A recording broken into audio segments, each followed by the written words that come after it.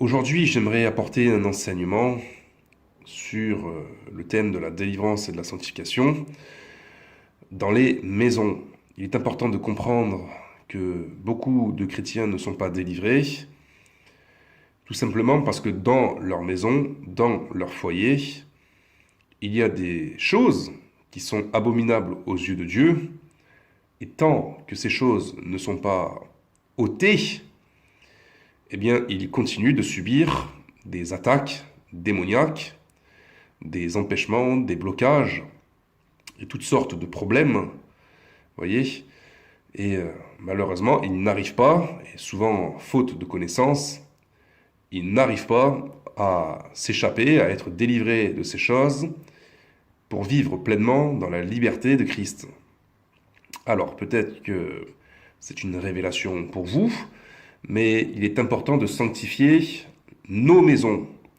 Il y a des commandements précis, clairs, nets, qui ont été donnés dans l'Ancien Testament et qui sont également donnés dans le Nouveau Testament d'une façon plus ou moins cachée.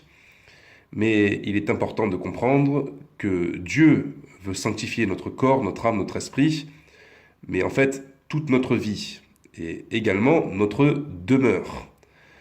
Si vous êtes dans un appartement, si vous êtes dans une maison, si vous êtes, bref, quel que soit le lieu dans lequel vous habitez, il est important que ce lieu-là soit sanctifié, que ce lieu soit gardé par le Seigneur lui-même, par l'intermédiaire aussi de ses anges, de son Esprit Saint et de ses anges.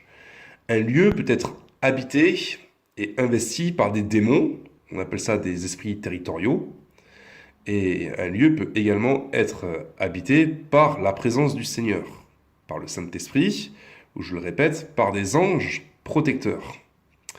Et c'est pourquoi j'ai intitulé cette vidéo « Des démons territoriaux aux anges protecteurs ».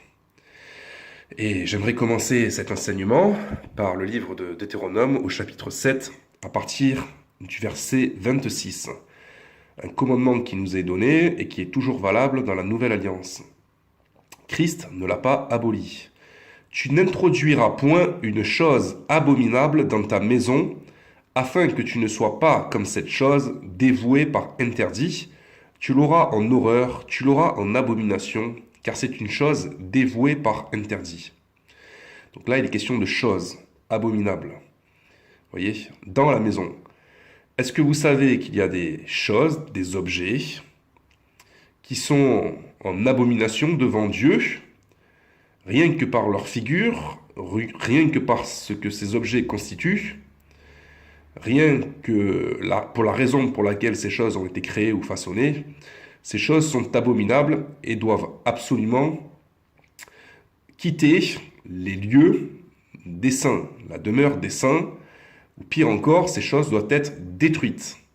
On va le voir plus loin dans d'autres passages. Ce que j'aimerais vraiment vous faire comprendre, c'est que si une chose est abominable dans votre maison, eh bien une malédiction s'attache également sur votre personne tant que cette chose n'est pas ôtée ou détruite de votre maison. Vous voyez ?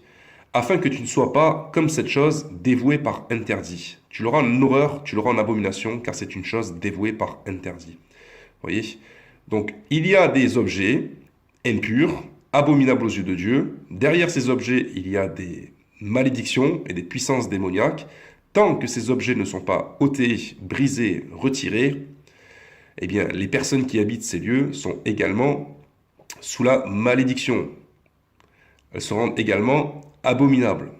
Elles font un avec ces objets, si vous voulez. Dieu voit du compromis. Et en vérité, ces personnes ne sont pas épargnées de la malédiction à cause de cet objet. Je vous donne encore un verset dans Deutéronome au chapitre 12, à partir du verset 1er. Voici les lois et les ordonnances que vous observerez et que vous mettrez en pratique aussi longtemps que vous y vivrez dans le pays dont l'Éternel, le Dieu de vos pères, vous donne la possession. Donc là, en contexte, il était question de la terre promise à Abraham, Isaac, Jacob, du pays de Canaan. Mais pour nous, en ce qui concerne la Nouvelle Alliance, il est question du royaume de Dieu. La terre promise, c'est le royaume de Dieu. Mais le royaume de Dieu commence ici-bas en esprit pour nous chrétiens, dans l'Église. nous qui sommes l'Église, et ça se poursuit également dans notre corps, notre âme, notre esprit, mais également dans nos maisons. Vous détruirez tous les lieux où les nations que vous allez chasser servent leur Dieu, sur les hautes montagnes, sur les collines et sur tout arbre vert. Vous renverserez leurs autels, vous briserez leurs statues, vous brûlerez au feu leurs idoles, vous abattrez les images taillées de leurs dieux et vous ferez disparaître leur nom de ces lieux-là. Voilà. Donc ils devaient prendre possession d'un pays, il y avait des habitants qui étaient abominables aux yeux de Dieu, ils ont été vaincus, ils devaient s'établir, se répandre dans tout le pays, et ils devaient ôter ces choses, l'idolâtrie, les divinités étrangères, les idoles, etc., les statues, ils devaient les briser, les brûler au feu, et les abattre, voyez. Ils devaient véritablement les réduire en poussière et en fumée, voyez. Il ne fallait même pas les prononcer pour vous dire à quel point Dieu est un Dieu jaloux et qu'il ne peut pas supporter une idole au milieu de son peuple, au milieu où il est censé régner. Parce que je vous rappelle que le Seigneur, eh bien, il veut régner au milieu de son peuple. Mais tant qu'il y a des idoles au milieu de son peuple, étant donné qu'il est jaloux, il ne peut pas être en paix tant que son peuple se livre à des péchés d'idolâtrie ou bien qu'il vive au milieu d'idoles. Et nous, concernant les chrétiens, eh bien, si vous êtes un nouveau converti, je vous invite maintenant à vous débarrasser chez vous de toute idole, de toute statue, de toute image taillée, de toute représentation, voyez, de toute divinité étrangère, païenne, voyez, qui sont en vérité en abomination devant Dieu et qui empêchent sa présence déjà en vous, mais aussi chez vous, voyez. Et donc, j'en viens maintenant à des versets bibliques pour vous faire comprendre que tant que ces choses ne sont pas ôtées, la malédiction et les démons continuent d'agir en vous. Et malheureusement, tant que ces choses ne sont pas ôtées, la délivrance ne peut avoir lieu également. Donc pour ça, je vous invite à aller dans Josué, au chapitre 7, il est question du péché d'Acan.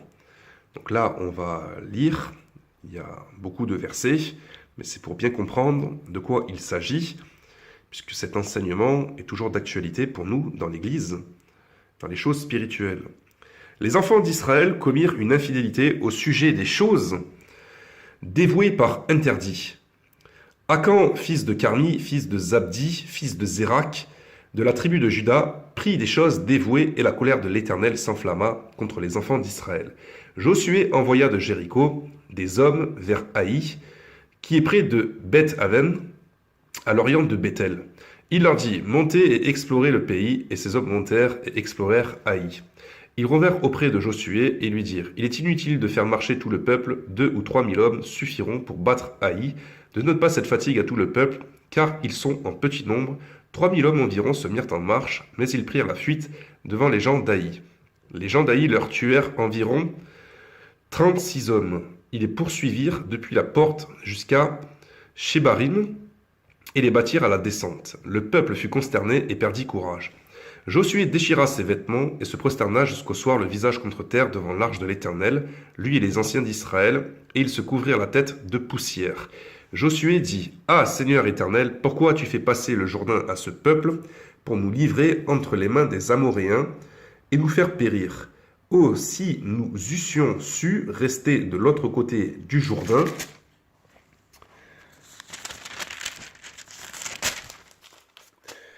de grâce, Seigneur, que dirais-je après qu'Israël a tourné le dos devant ses ennemis? Les Cananéens et tous les habitants du pays l'apprendront, ils nous envelopperont et ils feront disparaître notre nom de la terre, et que feras-tu pour ton grand nom? L'Éternel dit à Josué, lève-toi, pourquoi restes-tu ainsi couché sur ton visage? Israël a péché, ils ont transgressé mon alliance que je leur ai prescrite, ils ont pris des choses dévouées par interdit, ils les ont dérobées et ont dissimulé, et ils les ont cachées parmi leurs bagages. Aussi les enfants d'Israël ne peuvent-ils résister à leurs ennemis? Ils tourneront le dos devant leurs ennemis, car ils sont sous l'interdit. Je ne serai plus avec vous si vous ne détruisez pas l'interdit du milieu de vous. Amen. Donc voici un exemple clair, net, précis, voyez, d'un péché qui a été commis, un péché de dissimulation, un péché d'objet abominable qui a été pris dans des bagages Voyez, chose qui était interdite, un objet impur qui s'est retrouvé au milieu des enfants d'Israël, et à cause de cet objet impur et de ce péché, les enfants d'Israël n'ont pas pu vaincre leurs ennemis, au contraire, ils ont été battus. Ils ont été vaincus et il y a eu des morts. Et Dieu a promis, il a dit, aussi les enfants d'Israël ne peuvent-ils résister à leurs ennemis, ils tourneront le dos devant leurs ennemis, car ils sont sous l'interdit. Je ne serai plus avec vous si vous ne détruisez pas l'interdit du milieu de vous. Est-ce que vous savez, si vous ne le savez pas, c'est peut-être une révélation, que tant qu'il y a des objets impurs dans la demeure des chrétiens, mais également dans les églises, il est impossible que la présence de Dieu soit manifeste pour chasser les démons. Et pire encore, ce sont les démons qui arrivent à vaincre les chrétiens, qui arrivent à les voiler, à les égarer et à les frapper de toutes sortes de fléaux. Ça peut être des maladies physiques, comme ça peut être des maladies mentales, comme ça peut être des maladies spirituelles, des égarements d'esprit, des esprits de mensonge, d'étouffement, etc. Vous voyez ? Tant que l'interdit n'est pas ôté, Dieu ne peut pas se manifester puissamment. Et ça me fait penser au sapin de Noël. Chaque année, pendant la période de Noël, vous avez des pasteurs qui acceptent et qui tolèrent des sapins au milieu de l'église.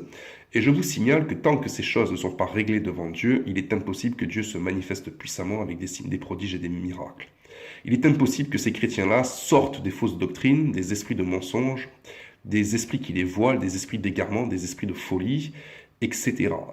Donc ce que je vous dis là, c'est une réalité, c'est une vérité, je l'ai vu de mes yeux, même en esprit, en vision, je sais comment Dieu travaille, et je vous invite véritablement à approfondir cette connaissance pour que vous ayez vous-même cette révélation, afin que vous puissiez aller directement vers vos pasteurs pour leur dire « Dotez ces choses qui sont abominables ». C'est également le cas dans les églises catholiques avec les statues, les idoles, les saints, les anges, la Vierge Marie. C'est également le cas dans les foyers des chrétiens avec des sapins de Noël, des idoles, etc., etc., des choses qui n'ont rien à voir avec la volonté de Dieu. Et tant que ces choses ne sont pas ôtées, Dieu ne se manifestera jamais puissamment pour accorder la victoire à des chrétiens qui cherchent la délivrance ou qui cherchent à aller plus loin avec Dieu, dans la connaissance de Dieu et dans la puissance.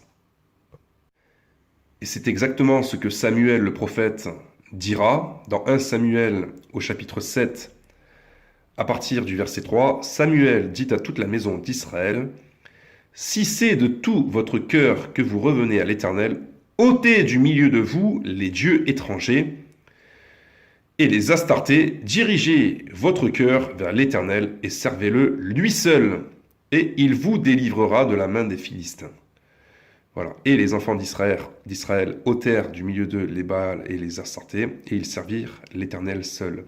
Samuel dit: « Assemblez tout Israël à Mitzpah, et je prierai l'Éternel pour vous. » Et ils s'assemblèrent à Mitzpah. Ils puisèrent de l'eau et la répandirent devant l'Éternel, et ils jeûnèrent ce jour-là en disant: « Nous avons péché contre l'Éternel. » Samuel jugea les enfants d'Israël à Mitzpah. Et si vous lisez la suite, vous voyez que Dieu leur pardonne, Dieu les délivre, et ils ont la victoire sur les Philistins. Mais c'est parti de quoi? C'est parti, cette captivité, cette malédiction, c'est parti de dieux étrangers qui étaient au milieu du peuple, qui demeuraient au milieu du peuple. Et tant que ces choses n'étaient pas ôtées, ils étaient vaincus, ils étaient esclaves, ils étaient vaincus et dominés par les Philistins. Mais quand ils ont pris conscience de ce péché, qu'ils ont commencé à les ôter du milieu d'eux et à demander pardon dans le jeûne et la prière, voyez, ils ont pu être délivrés. Voyez, et il vous délivrera de la main des Philistins. Donc il y a des conditions à remplir pour être délivré, je vous signale, si vous êtes chrétien que vous m'écoutez, pour être délivré des démons. Il va falloir que vous commenciez à regarder autour de vous, dans votre maison, dans votre lieu d'habitation, dans ce qui vous est personnel, dans ce qui est à vous. Ça peut être même sur vous, si ce n'est pas des colliers, des bagues. Voyez, s'il n'y a pas des choses en rapport avec l'idolâtrie des dieux étrangers. Tant que ces choses sont sur vous ou chez vous, vous ne pourrez être délivré de la main, non pas des Philistins, mais des démons qui vous assaillent, qui vous attaquent, de jour comme de nuit. Dans le Nouveau Testament, dans Actes au chapitre 19, on retrouve exactement ces mêmes commandements qui sont appliqués en ce qui concerne les nouveaux convertis, qui s'adonnaient à l'idolâtrie, à la magie, à l'occultisme, et qui, lorsqu'ils sont venus au Seigneur pour être délivrés, ils ont confessé leurs péchés et ils se sont débarrassés des objets et même des livres occultes ésotériques. Ils les ont brisés, ils les ont brûlés. Verset 17. Cela fut connu de tous les Juifs et de tous les Grecs qui demeuraient à Éphèse, et la crainte s'empara de tous, et le nom du Seigneur Jésus était glorifié. Plusieurs de ceux qui y avaient cru venaient confesser et déclarer ce qu'ils avaient fait. Et un certain nombre de ceux qui avaient exercé les arts magiques, ayant apporté leurs livres, les brûlèrent devant tout le monde. On en estima la valeur à 50 000 pièces d'argent. C'est ainsi que la parole du Seigneur croissait en puissance et en force. Vous voyez, donc même dans la Nouvelle Alliance, le fait de briser, de renverser les statues lorsqu'on se convertit au Seigneur, ou d'autres livres ésotériques, de voyance, de magie, d'ésotérie, d'occultisme, de sorcellerie, etc., ces pratiques de destruction étaient nécessaires. Dieu exige encore qu'il y ait un tel ménage sur vous et chez vous lorsque vous venez au Seigneur pour que votre délivrance soit complète. Voilà.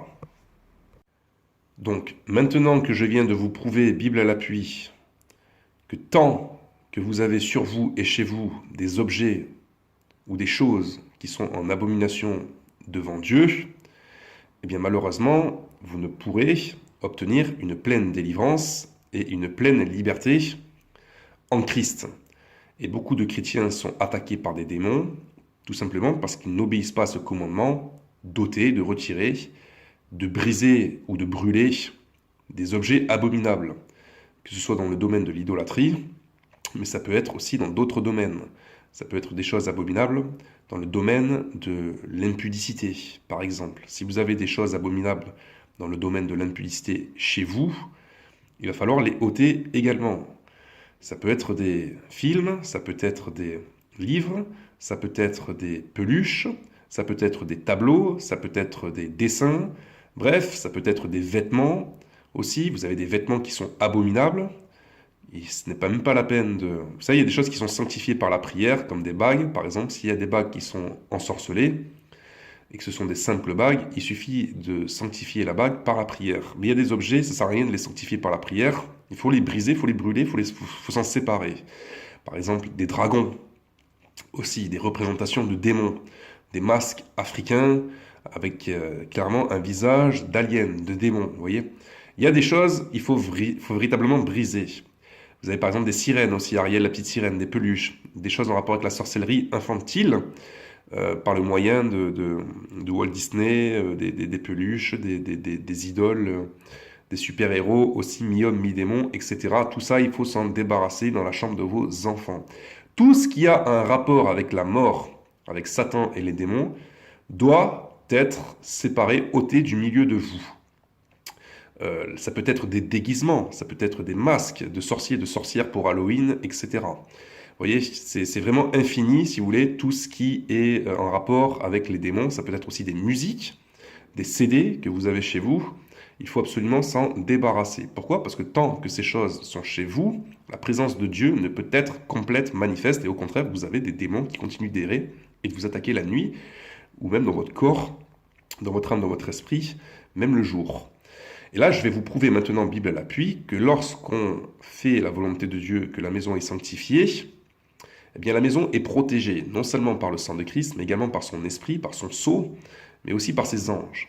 Et là, on va aller dans l'Ancien Testament, dans Exode chapitre 12, à partir du verset 23. « Quand l'Éternel passera pour frapper l'Égypte et verra le sang sur le linteau et sur les deux poteaux, l'Éternel passera par-dessus la porte, et il ne permettra pas aux destructeurs d'entrer dans vos maisons pour frapper. » Donc là, dans l'Ancien Testament, il est clairement question de maisons d'Israélites en Égypte, qui devaient être couvertes par le sang, vous voyez, au niveau des poteaux, et apparemment un ange de destruction, d'exterminateur, était envoyé pour frapper des maisons égyptiennes, mais quand il voyait des maisons sur lesquelles il y avait du sang sur les linteaux, il voyait que ces maisons étaient au Seigneur, appartenaient au Seigneur, c'était des maisons de personnes qui étaient protégées par le Seigneur, il ne pouvait pas frapper ces maisons-là. C'est exactement pareil dans la Nouvelle Alliance.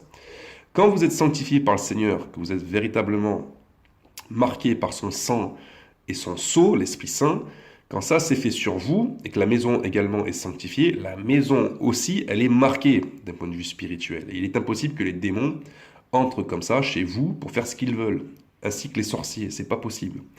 La maison est reconnue dans le monde spirituel comme protégée par le Seigneur. C'est marqué par le sang, c'est marqué par le sceau de l'Esprit, c'est marqué par les anges de Dieu, on va le voir tout de suite.